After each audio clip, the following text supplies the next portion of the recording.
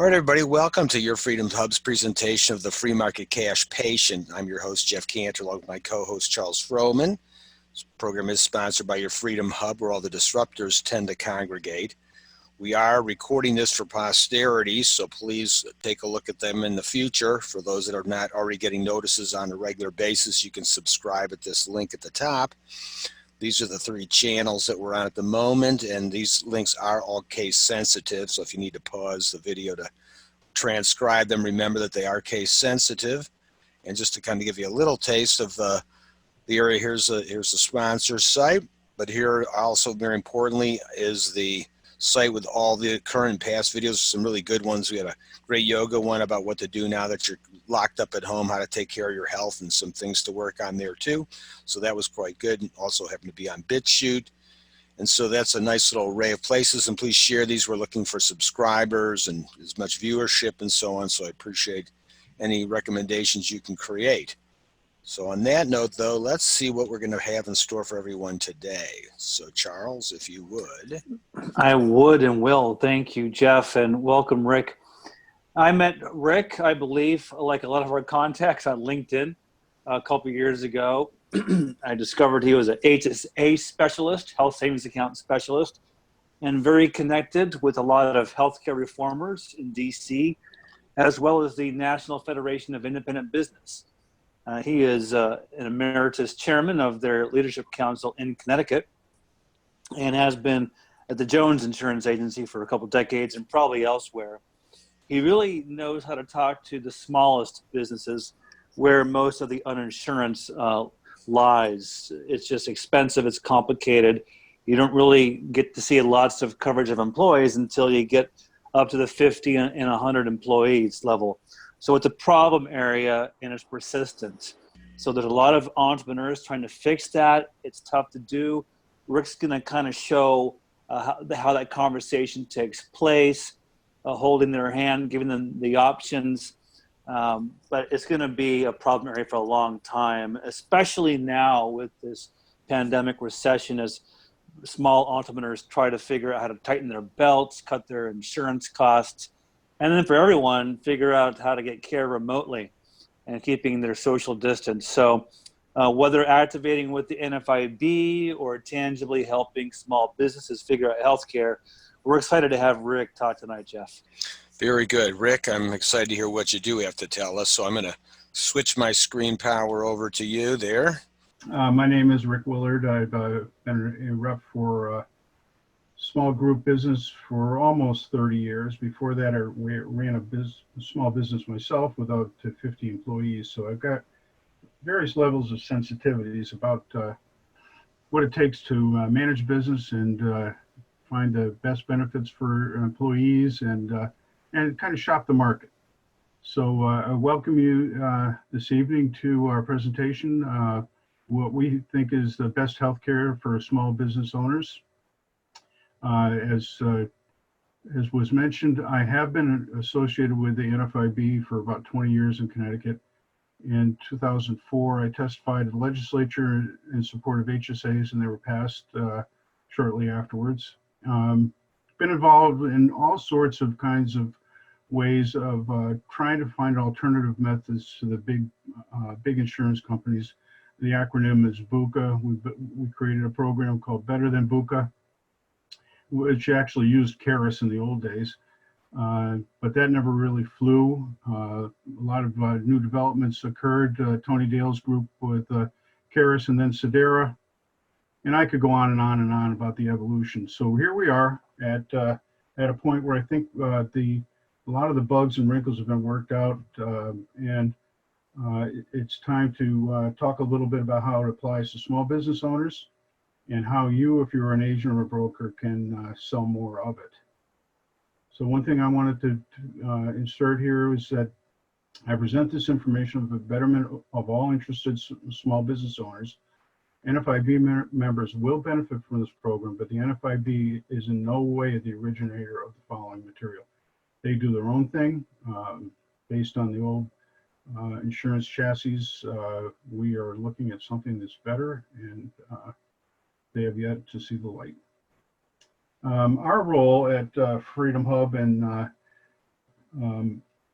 our program is that we offer a comprehensive non-insurance alternative, and you can read all this stuff. We can do wonders for spurring entrepreneurs, and we teach you the right way to promote and set up a program, because there are some pitfalls and misrepresentations out there. This program is pure when it's communicated correctly, and people just love it when they get it, and you'll see why later. Free market solutions to the high cost of insurance, introducing Health Excellence Plus. Managing a business is hard enough. It's very difficult for a lot of people to get a grip on the overhead. And employees are always looking for businesses that have the best programs, they have the lowest cost programs, the best benefits, and it is very difficult for small businesses to balance that with generating business, managing those employees, and finding a good way to mitigate some of those costs. They're always looking for ways to improve benefits, but at what cost? So it's a difficult thing, and one of the things that we've done is to try to focus on what a typical small business owners look for. My experience has shown that they look for price first, and then features, and then how it applies to the employees. So if you can solve all of those three things in one program, comprehensive program, then you've done a good job for that small business and for the employees. Introducing Health Excellence Plus, a healthy care strategy.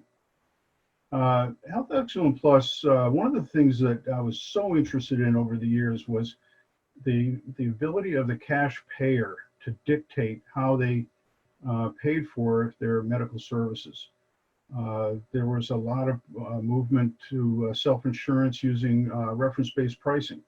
Reference-based pricing kind of started the whole ball rolling. Caris has been doing that for years, where they use the Medicare pricing and then add a percentage. Not many people know that companies like Aetna and Cigna and Blue Cross and other insurance companies add up to 300% onto the price of the base Medicare price. One of the good things about reference-based pricing is that they are limited to typically 140%. So that what any good program does is it intercedes on the insured or the covered person's behalf and insists that the provider settle for a price of 140 to 150 over Medicare. And that's one of the things that Caris has done. That's one of the things that Health Excellence Plus provides their program on. What we try to do is we try to help you benefit from high quality human and transparent decision making. We promote individual ownership, which is an important thing. One of the biggest hurdles is most people that are insured have been, I guess, indoctrinated is the right word, where just hand the card, you don't care about the price, you walk away, whatever the cost is, you pay. Most of the good plans, you don't pay anything, so you have no idea what it costs. We're trying to make a change. We are making a change to promote individual ownership and direct access to care using our concierge services.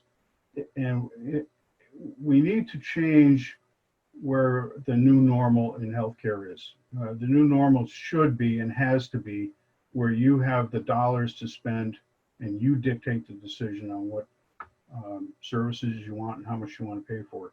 Health Excellence Plus is a healthy care strategy in so many ways. We like to call it whole life wellness. And typically one of the ways we talk to people when we sit down with them first is we ask them about their healthy lifestyle. People watch their people love to be outdoors, and they care about the environment. And typically, in most fully insured plans with insurance companies, people that do all of these things never get rewarded for living their healthy lifestyle. Our program does do that. So with Health Excellence Plus, you can save money while you continue to take charge of your health care. And I'll show you how. We are intentionally not the status quo. We are solution shapers. We are rooted in love. We care about the people that we work with. If you come with that central belief, we will strive to treat everyone as we ourselves would like to be treated. And then we are health champions. If you lead a healthy lifestyle, you should reap rewards, not only in personal health, but in dollar savings. Health Excellence Plus offers the employer and the employee significant cost savings and comparatively better terms. This, your eyes are going to go cross-eyed. I know that. I understand that. But this is a study that I did in July. The prices in the Freedom Hub program have not changed. The prices in the monthly costs for the left-hand columns have changed, but we'll deal with what we have. I'm just going to explain the first line. First line is a comparison for a 61-year-old single person with a fully insured deductible. They have a deductible of $2,250 under this program, and their out-of-pocket maximum caps out at $5,000. If there's two members, it's $4,500 and $10,000, but that's not germane here. But the monthly cost for this single person in Connecticut is $1,300 and $1,314. That is before they get a thing, a small bit of service at all. Sorry about that story. So their deductible, they have to meet their deductible of $2,250 before they get any kind of co-insurance, cost sharing, co-pays, whatever. After that, they have to pay co-pays and hospital charges and things of that nature, up to an out-of-pocket maximum of $5,000, and then they're covered. So now let's go over to the next column where Freedom Hub, the IUA or initial insurable amount, which is like a deductible, we'll never call it a deductible. It is an initial insurable amount, is $1,500. Now that's $1,500 per service. So if you only have one service all year, you're going to have a $1,500 IUA, and then you're covered for anything major medical afterwards. You can see that with the single program, though, if you have three separate things happen in a year, you could have an out-of-pocket maximum of $4,500, but that's less than the $5,000. Now look at the next column. The monthly funding amount is $507 versus $1,314. That's like a no-brainer to me. $800 a month in savings, your annual savings around $10,000. And we suggest that you find a program, Freedom Hub offers one, with an HSA and an HMA. And you can take a portion of those savings and start saving for the future. Money you put in your HSA and money you have from your HMA can be used to pay that IUA and pay that out-of-pocket maximum. So all in all, this is a great way to save money, get excellent coverage, and beat the BUCA plans. So you can see, if you go up and down the columns, how these things all relate. If you have any questions, ask me later, but this is a good chart. It's a real chart, and you can count on these numbers as being accurate. So ask your small business friends or prospects, don't you think it's time to take control of your medical expense dollar? Why wouldn't you want to provide the best benefits for employee dollars? And it's easy to get started by using our Freedom Hub links. Health Excellence Plus, in its role as a mentor, provides to our agent community, for any agents on here that have been thinking about or contemplating working with Freedom Hub, we offer ongoing education and coaching. We manage our agent community with excellence. We support our key players, and we make sure that all the people that are covered by these plans, these medical sharing plans, using various other embedded products, get an incredible member experience. Virtual medical care, as a side note here, is just one of our embedded features. With this whole Wuhan virus, I'm calling it a Wuhan. You can call it COVID, you can do whatever you want, but it originated in Wuhan, and that's the way I feel. So virtual medical care has been, all the shackles have been dropped because there is no interest in face-to-face anymore. Face-to-face only will occur during this crisis in a hospital when you're in intensive care. Virtual medical care is just one of those great new developments where you can search for a doctor to take your call. You can use your FaceTime. You can use whatever other kind of video conferencing, Zoom, whatever you want to use, and describe your problem. They can take a look at your sore throat and they can prescribe for you. You don't even have to leave your house. Someday there's a conjecture that drones will deliver your RX once the virtual medical care has prescribed it. So there's a lot of stuff happening. One of the good things of this this whole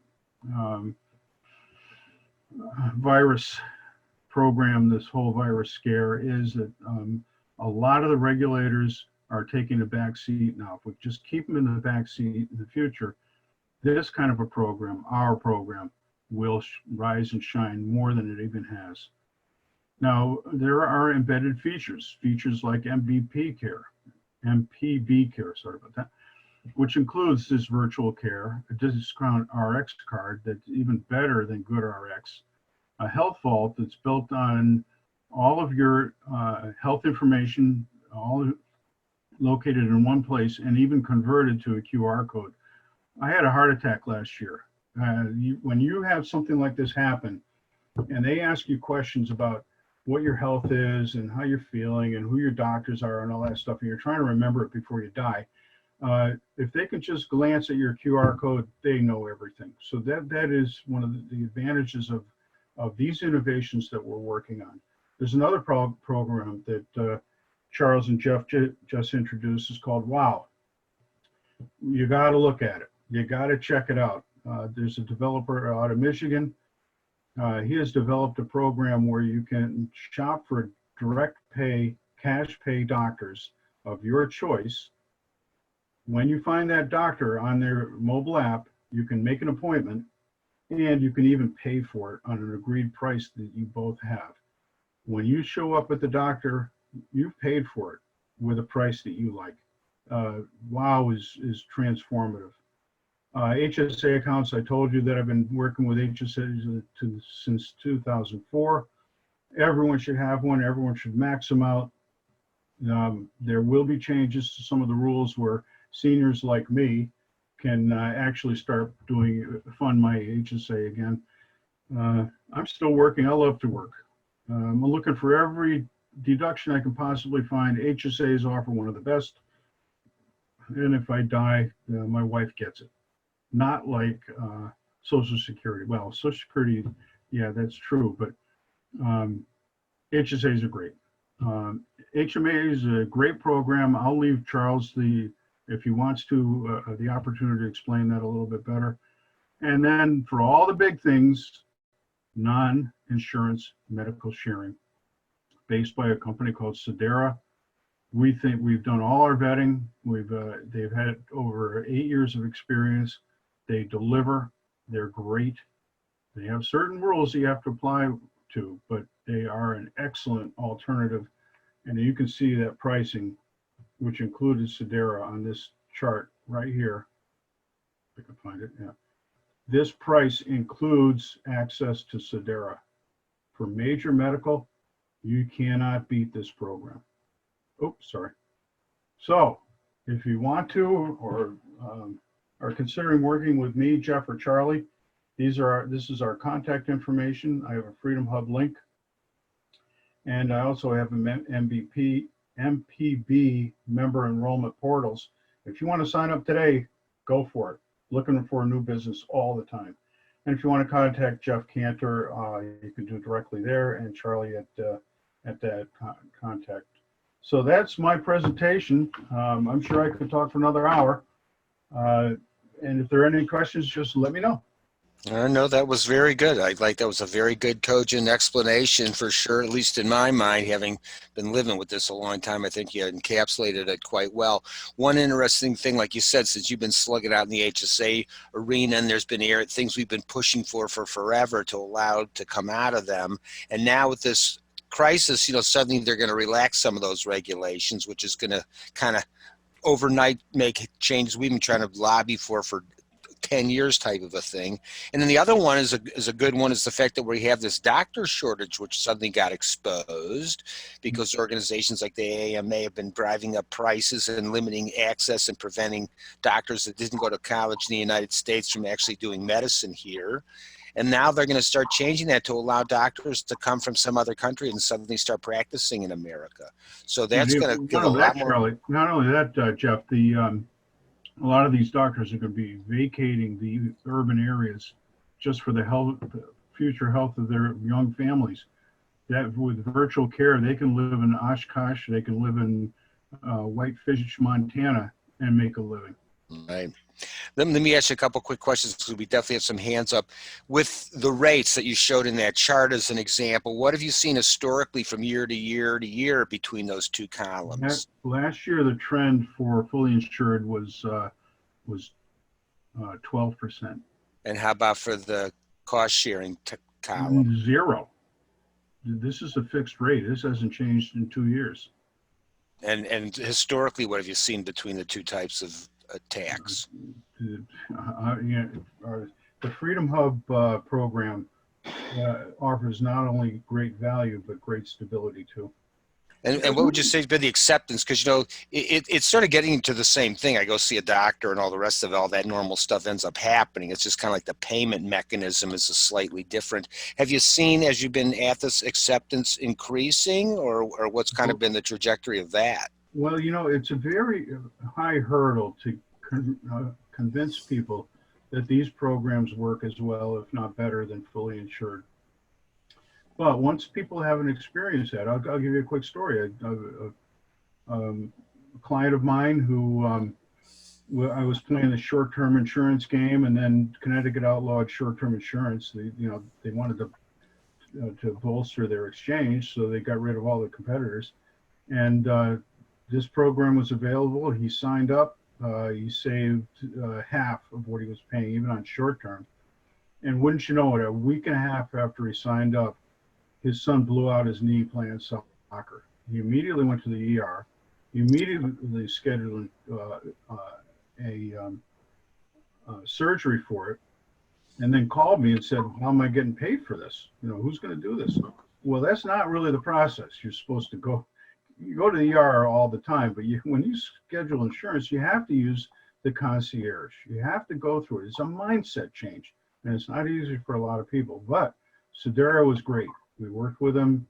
That whole surgery, after he paid his IUA, was covered in full without any questions asked. This program works. Very good. All right, well, hold on a second here. We've definitely got some questions, so let's grab a couple here. Paul, I see you've got your hand up. Yeah, thank you for the presentation. You did a great job.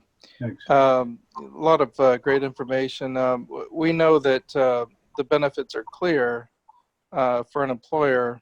My question would be, in terms of attracting, let's say that you're a small business employer, you've got the consideration of attracting potential, prospective employees.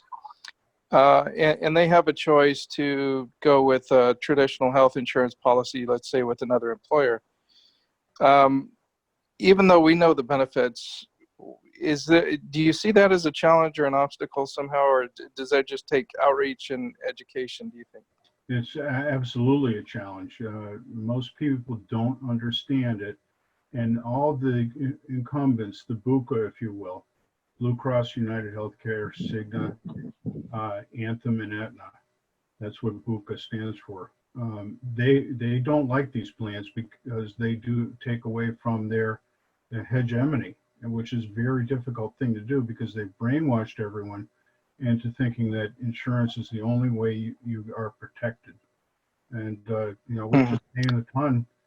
And what it takes is an enlightened employer. If the employer, and that was my experience with a group that I put on this plan, the employer was himself, and he and his wife were on a medical sharing plan, and they were getting killed on the employees' rates were, they had just jacked them up to about $900 each on a self-insured plan. And I went in there with this program because he already knew about it, and it was half the price. So he signed those people up. 5 employees were signed up within a matter of an hour, and taking his temperature every year. He's really happy with it. The service has been great.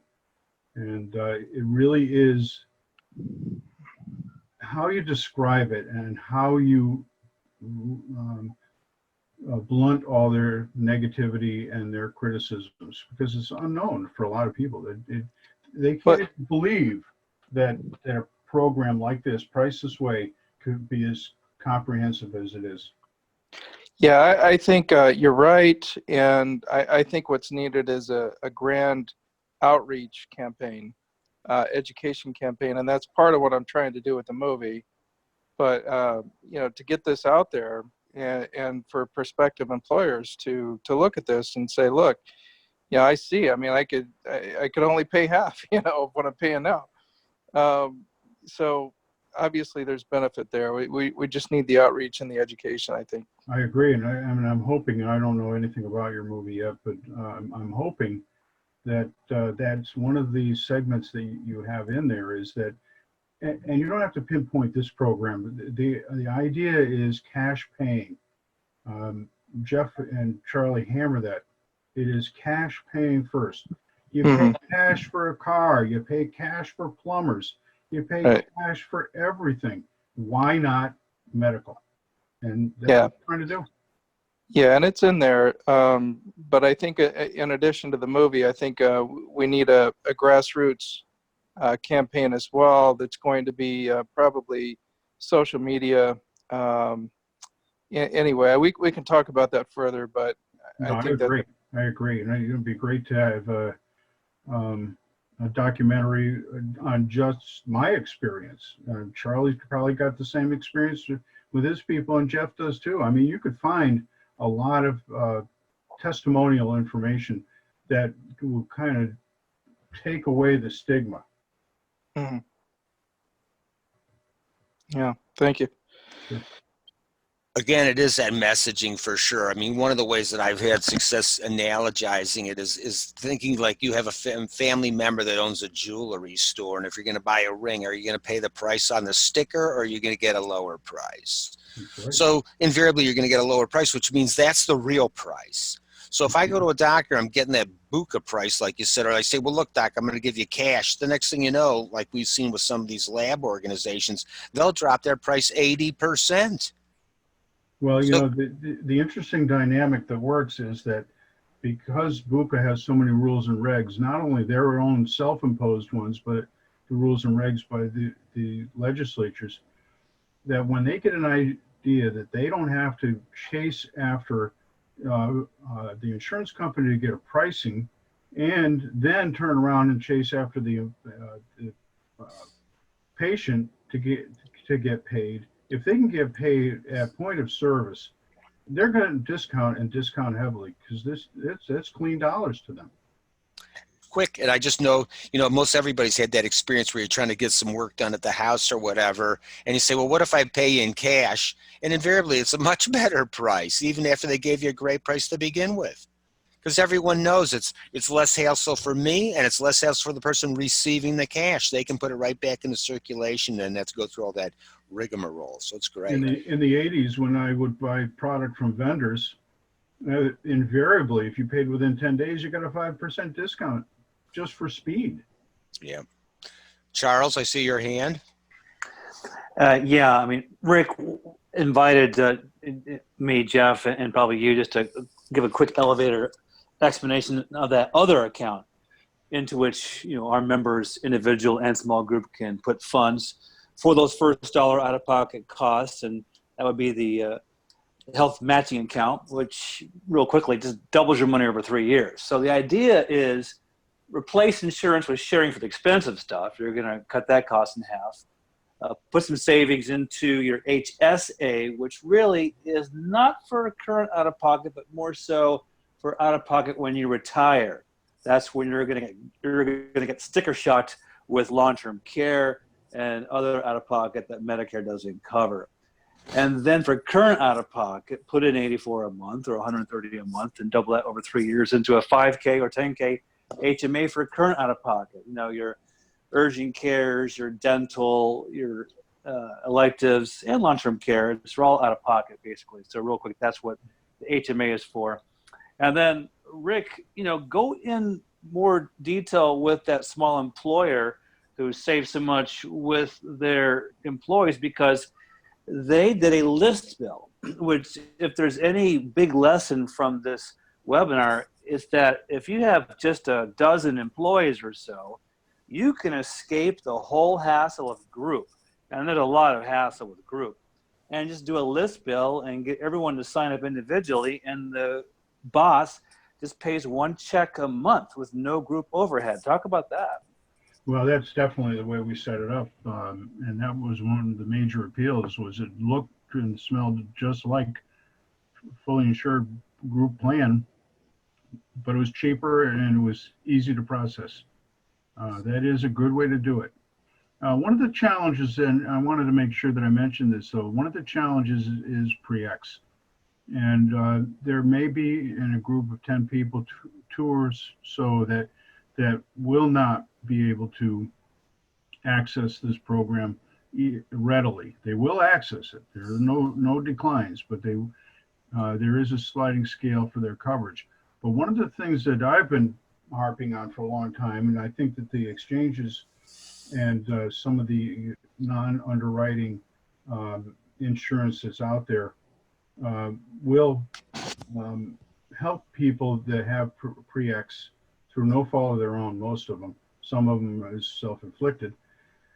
And it's easy when you're list billing to provide benefits for everyone. We have not gotten to a point yet where an HRA is approved, and this is where this regulations that just drive me nuts. But if we could get an HRA set up for a small group or small businesses to pay for their list bill, then we'd really have a great functioning program, even better than it is now. Yeah, Jeff, I think you probably can comment on that. If you do have a company-wide bonus that goes out periodically, I think, Rick, that's what you're alluding to, that the sicker employee could use that bonus to go out and buy an exchange plan. Because that's what I'm alluding to. Yeah, there is a phase-in with pre-X with the sharing plan. And most folks with pre-X still join, just knowing full disclosure up ahead that if any expensive episode occurs around that pre-X in the first year, there is no sharing, and then there's a sliding scale, 15 grand and 30 grand in years 2 and 3, and then full sharing in the 4th year. So folks on cancer meds, for example, will not join us because they know that's just not a risk that they should take, and we tell them that.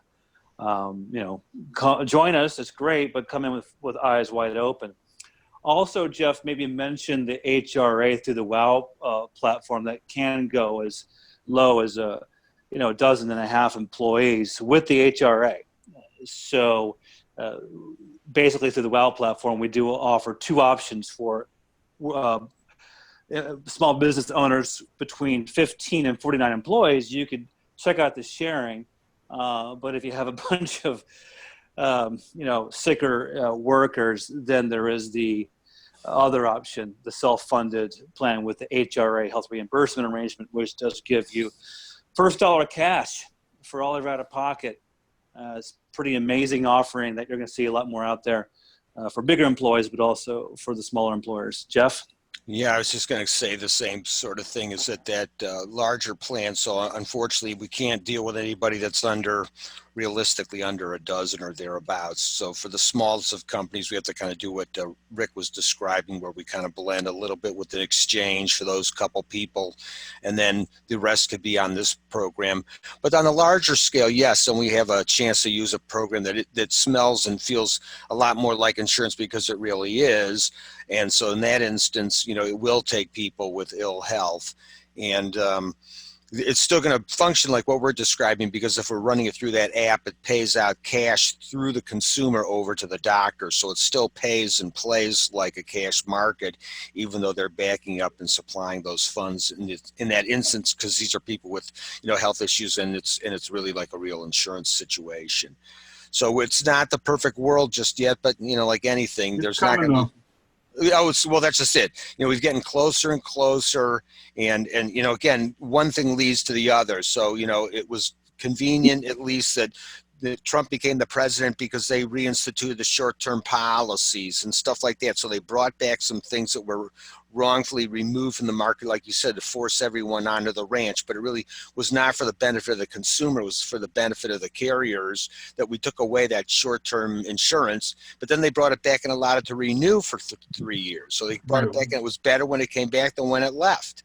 Right. And now with this COVID situation, look at some of the regs are pulling back and how they're going to be opening up on the HSA and stuff. Well, you're never going to put that genie back in the bottle once they give permission for those things to start to happen. And like you said, too, telemed's important. Well, now people are more inclined to use it than ever before. It was kind of a peripheral thing, and now it's becoming predominant in many ways. We just talked to somebody who's an older person, and they're all about going to the grocery store, but they've been forced to get deliveries. And the guy said, "Hey, when this blows over, I'm enjoying getting the deliveries. I don't think I'll ever go back to the grocery." So things will change. Kathy, things will change. Oh yeah, Kath, I see your hand up. Kathy, you there? Just said, okay, I'm here. Yeah, I just had to unmute. Go for it. Okay, so Rick was talking about the telemedicine, a virtual medicine thingy, and I tend to be very cautious about taking antibiotics just from an assumption that I might have something like strep throat. And how does one deal with usually you do have to do some sort of swabbing or testing for strep throat. How do they handle that kind of thing in this? If you're going to use telemedicine. You want me to answer? Sure, go ahead, Rick. Yeah, it won't be for everyone. I mean, for the things that are obvious, they say dermatologists in the future will be obsolete because you'll be able to scan, and they all look, they look at your skin anyhow. But for biopsies and things like that, you will have to have some face-to-face. You're not going to be able to solve every problem with virtual care, but you can eliminate a lot. And if you're stuck with the screaming kids in the background, and you got a bad sore throat, or one of them has a sore throat, and you need help right away, and you don't want to go to the ER because it costs an arm and a leg, it's a great alternative. Not always for everyone, not for every situation, but it's a great place to start, because they'll tell you if they don't think that they can do it, go to the ER. So, it really depends on the severity of the case, the complications with the case, whatever that might be, but it's a great place to start. One thing I know is that in my own area, I don't know if you could combine this kind of thing. In my area, one of the pharmacies has started doing lab tests for strep throat. Like maybe you could recommend, the doctor or whatever could recommend that they go to this pharmacy and get the swab just in case it is strep throat or something without going to the emergency room. I wonder how you can maybe work with other pharmacies. That is a perfect example of what the innovation that's going to happen from this. These kind of alternative ways of doing things where a lot of remote stuff can be done, or less face-to-face things can be done. The demand is there. It will happen. Rick, Charlie here. If I can expand on that a bit too. one of the dynamics that we see from turning patients into cash shoppers is self-education, both as they seek to save money and also to figure out their best care alternatives. And alternatives is the operative word there. They're going to look at Dr. Google, although some doctors don't like that. They're going to check around to different types of doctors, and they're going to find out about these like options you just described about what the pharmacists are offering. They're going to become more sophisticated. Right now, we don't have sophisticated patients because, like Rick described, they're just slapping down that buka card and saying, you take care of it. That does not bode well for a vigorous demand curve in a market. If you want to fix healthcare, you got to get patients shopping.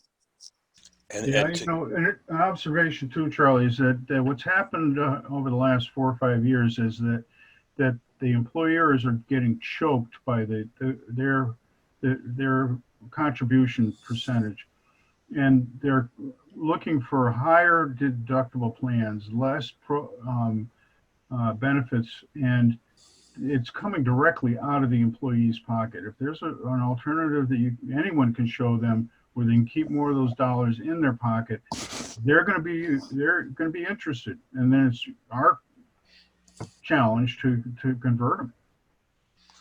To kind of continue to expand this, is Jeff, is that there's a little side discussion that's been happening about the marketplace and how this could work and so on, and where these kind of come together. And the challenge has been that there's always been those cash doctors out there, the alternative doctors, the chiropractors and the like, and then there were some small amount of just pay them only type doctors, but the bulk took insurance or worked at a hospital.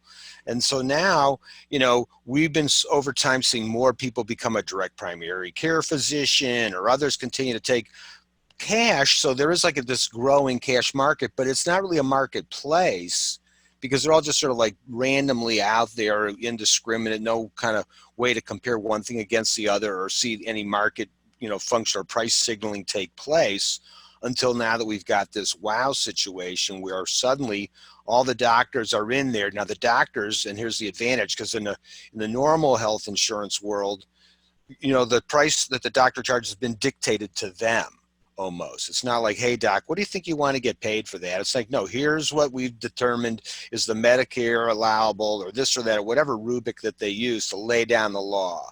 But now with this wow thing, it's like, no doc, look, whatever you want to charge, that's exactly what it's going to show the consumer. But the kicker is that you're going to be in there along any other doctor. So if you're 20 grand and every other doctor like you, all within the same 10 miles, are half that price, well, lo and behold, you're going to have a hard time maintaining that $20,000. And so in the old days, maybe you could, because no one ever figured out you were at 20, and no one ever thought to call the other one that was 10, and the neither twain shall meet. So the market wasn't working because you guys were all in the dark. But now, with the sunshine on everybody, we're going to collectively as consumers drive prices. We're going to be the ones to figure out which doctors become popular and which ones don't. We're going to pick the Wendy's over the McDonald's, over the Rallies, over the whatever type of thing. And we're going to control who's successful in the market space, and not any other way which round. And so that's the exciting thing about what's starting to happen now, for sure, in my mind, Rick. No, I totally agree. And I always have this little anecdote of personal life. When I was 5, I was one of 4 kids born within 5 years. One of us got the strep throat air. We all got it. In those days, the doctor came out to the house, and not only that could he see 4 people at one time for one price, he could see the quality of the house, the way the people interacted with each other. And I distinctly remember my parents sitting at the kitchen table negotiating how he was going to get paid. They were responsible people. They had Blue Cross Blue Shield, which was hospital care and doctor care in the hospital. But for average thing, the doctor came, saw you, negotiated a price. About time we got back to that, I think. Well, it's certainly cut down, as you just described, on a lot less interference, and also in terms of how much extra cost. Because I always tell everybody, if there's a third person sitting there that also wants to get some money, how's that going to make that transaction become cheaper? It's not. It just can't. Yeah. Even if we all cut our price, it's still more, just because now we got to pay 3 people instead of just 2. as it were. And that's what's been happening. Yeah, and guess what? The middle person got more greedy and consumed more of it. And like most doctors, they said, "Look, when I had more administrators than I have doctors in my office, I knew I was in trouble." And it's the truth. I mean, we've seen that. Most of us have seen that famous chart where it shows the growth curve of doctors is this thin little growth curve, and the administrators is like a line, like a climbing up to go over the top of a roller coaster. So it's absurd what's happened. Well, I think looks like we got time for one good last question here. This has been a lively evening. Jeff? Yes. What have you got? Paul's been chatting some questions. If he wants to ask it vocally. Yeah. Oh yeah, sorry, I was muted.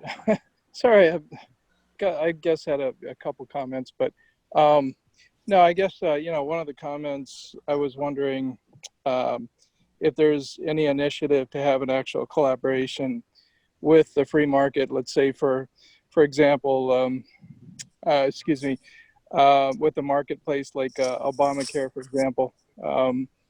Is there any initiative or plans to try to collaborate with those guys? Or well, yes and no. I mean, here's the challenge, because you can't use insurance in the app, right. And so kind of collectively we've decided, and this has been, I mean, we could be that lone wolf like we've been all these years, but it's hard to grow when you have nowhere to stick your population. I've got the concierge and all these things to help them, but yet they are still kind of out there on their own. In an app, they really are cocooned and have more comfort level, because it's like they're amongst peers, and the more the merrier thing. And there's no way in that app to use anything that's insurance related. So in many respects, we are the direct competition to that. We're looking for the same client in a lot of instances, the same exact person. And we're just saying, no, don't go to the commercial bank. Come over here to the credit union.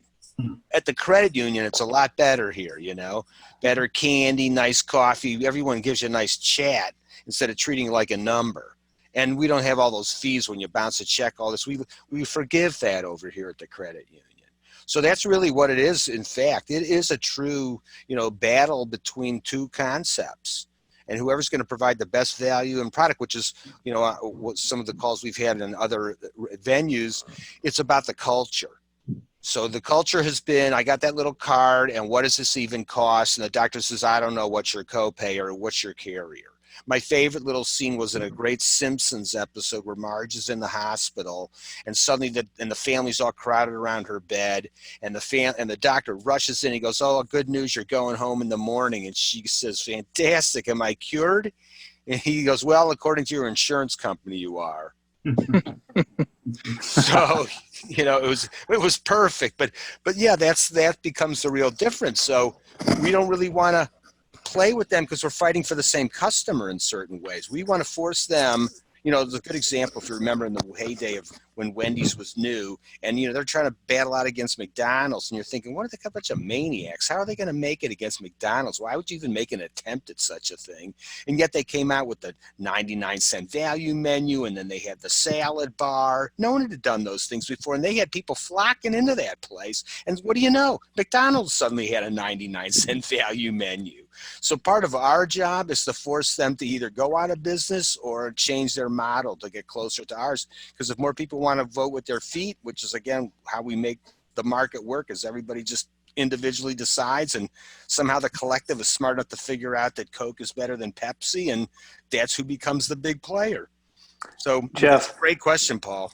Jeff, a million people, mostly mid-level, smaller entrepreneurs like realtors, have left the insurance market for sharing out of desperation because they're paying a mortgage for healthcare.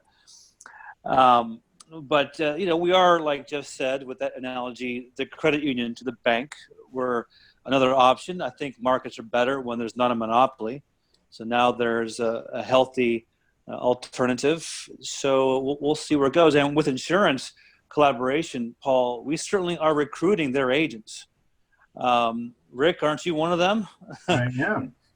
Yeah, they see which way the wind's starting to blow. One thing, too, to add to what you said, Charles, those people that came over, once they got here a little bit out of desperation or just want to save their money, they actually loved what they found out that they bought.